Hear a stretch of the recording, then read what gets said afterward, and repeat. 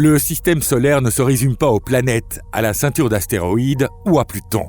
Bien au-delà de ces corps célestes s'étend, à une distance inimaginable, le véritable mystère de l'univers, le nuage d'Oort. Nous ne l'avons jamais observé directement. Il n'en existe aucune photo et sa position exacte demeure inconnue. Pourtant, la majorité des comètes qui illuminent notre ciel proviennent précisément de cette région. Le nuage d'Oort est une zone hypothétique en forme de sphère, composée de milliers de milliards de corps glacés, qui entoureraient le Soleil dans toutes les directions. D'après les calculs, cette région pourrait s'étendre jusqu'à la moitié de la distance nous séparant de l'étoile la plus proche, Proxima du Centaure. Bonjour à tous! Pourquoi les scientifiques sont-ils convaincus de l'existence de ce nuage? Comment se serait-il formé? Et pourrait-il abriter en son sein quelque chose de plus grand que de simples blocs de glace ou de roche? Bienvenue sur Perduchane!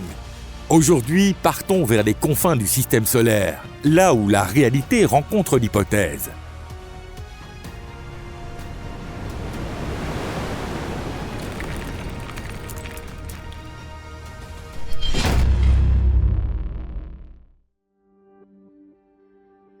Les frontières du système solaire. Quand on entend système solaire, l'image qui nous vient spontanément à l'esprit est celle familière des planètes allant de Mercure à Neptune, disposées en cercle autour du Soleil. Entre Mars et Jupiter se trouve la ceinture d'astéroïdes, et au-delà de Neptune, la ceinture de Kuiper abrite des corps glacés comme Pluton ou Eris. Au-delà de cette région, on pourrait croire qu'il n'y a plus rien. Mais en réalité, c'est précisément là que tout commence. À l'extérieur de la ceinture de Kuiper se trouve un autre domaine, le disque des objets épars. On y trouve des corps glacés qui suivent des orbites elliptiques inclinées, décrivant d'étranges trajectoires. Cette région pourrait s'étendre jusqu'à 1000 unités astronomiques du Soleil. À titre de comparaison, la légendaire sonde Voyager 1, lancée en 1977, n'a franchi la limite des 160 unités astronomiques que très récemment. Et cette sonde est toujours considérée comme l'objet artificiel le plus éloigné jamais construit par l'humanité. Pourtant, elle ne fait que patauger près des côtes, car au-delà s'étend véritablement l'océan cosmique. Là-bas, la lumière des planètes ne parvient plus, la poussière ne danse plus. Le souffle du vent solaire ne se fait plus entendre. Seul règne un noir presque absolu.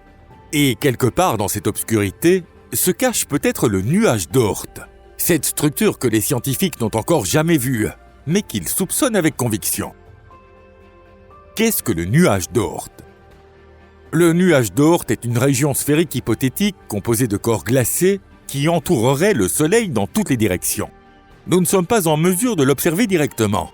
Pourtant, tout ce que nous savons sur les comètes à longue période indique qu'il existe, quelque part dans les profondeurs de l'espace, un immense réservoir renfermant une matière très ancienne. Le nuage d'Oort serait structuré en deux couches. La couche interne, appelée aussi nuage de Hills, s'étendrait entre environ 2000 et 20 000 unités astronomiques du Soleil. On pense qu'elle a une forme aplatie, proche d'un disque. La couche externe va encore bien plus loin et atteindrait entre 100 000 et 200 000 unités astronomiques.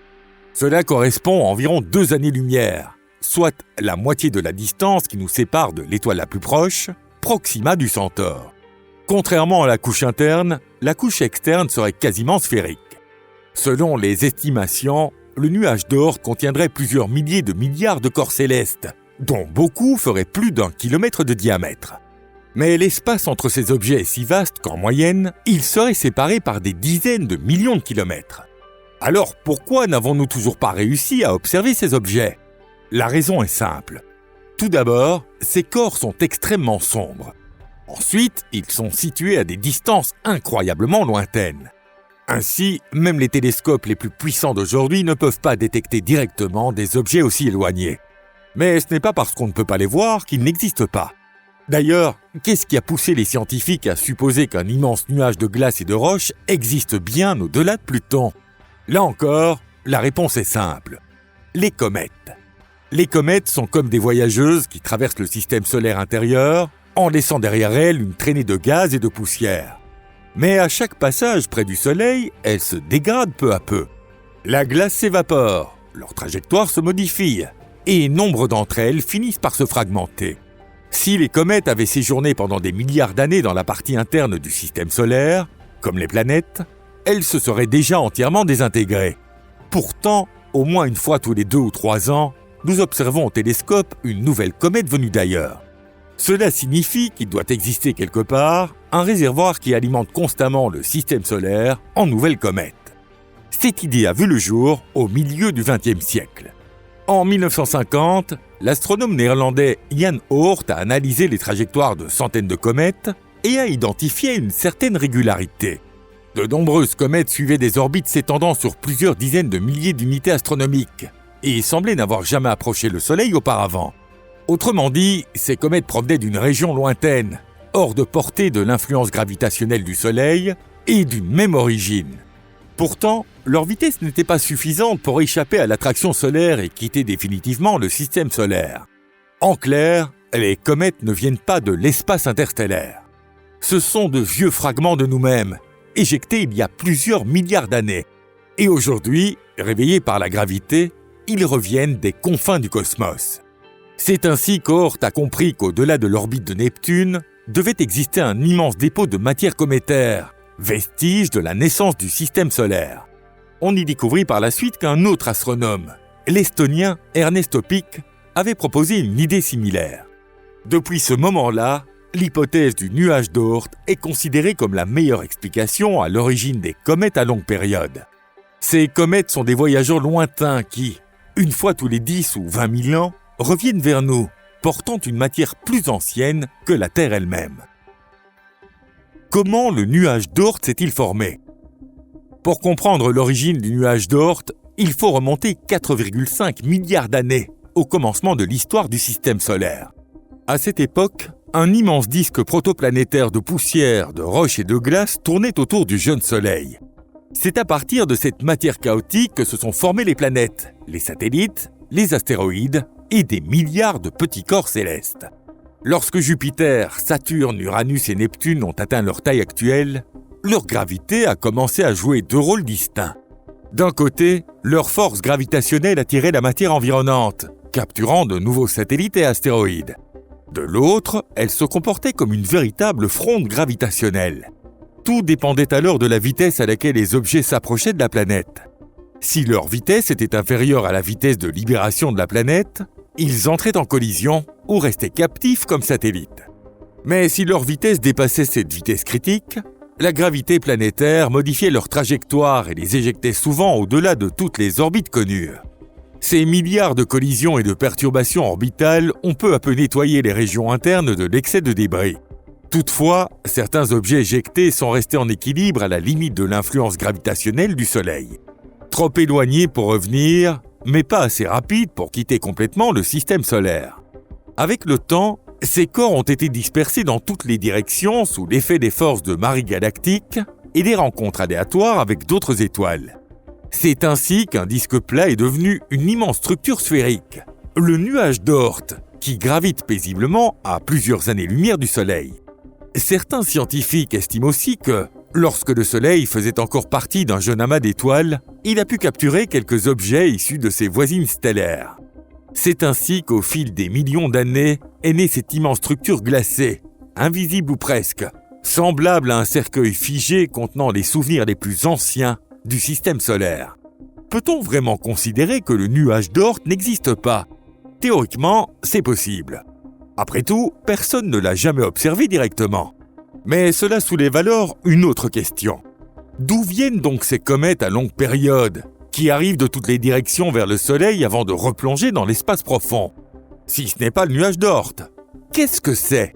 Il faudrait une autre hypothèse capable d'expliquer les trajectoires et la répartition de ces comètes dans la sphère céleste. Or, pour l'instant, aucune alternative crédible n'existe.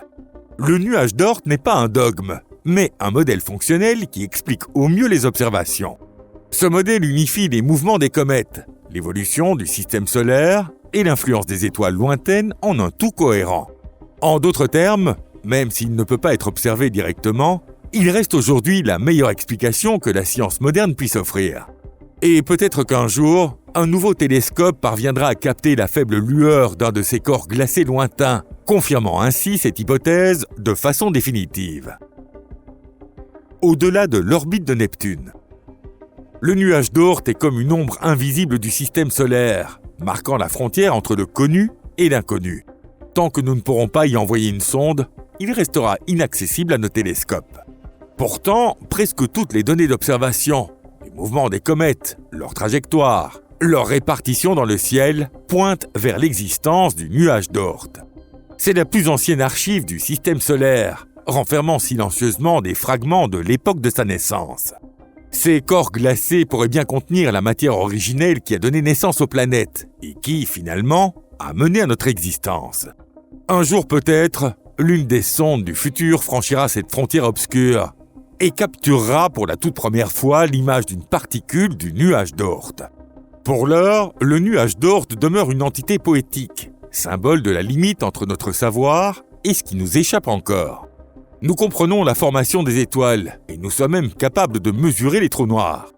Et pourtant, nous ignorons toujours ce qui se trouve au-delà de Neptune, la dernière planète connue de notre système solaire.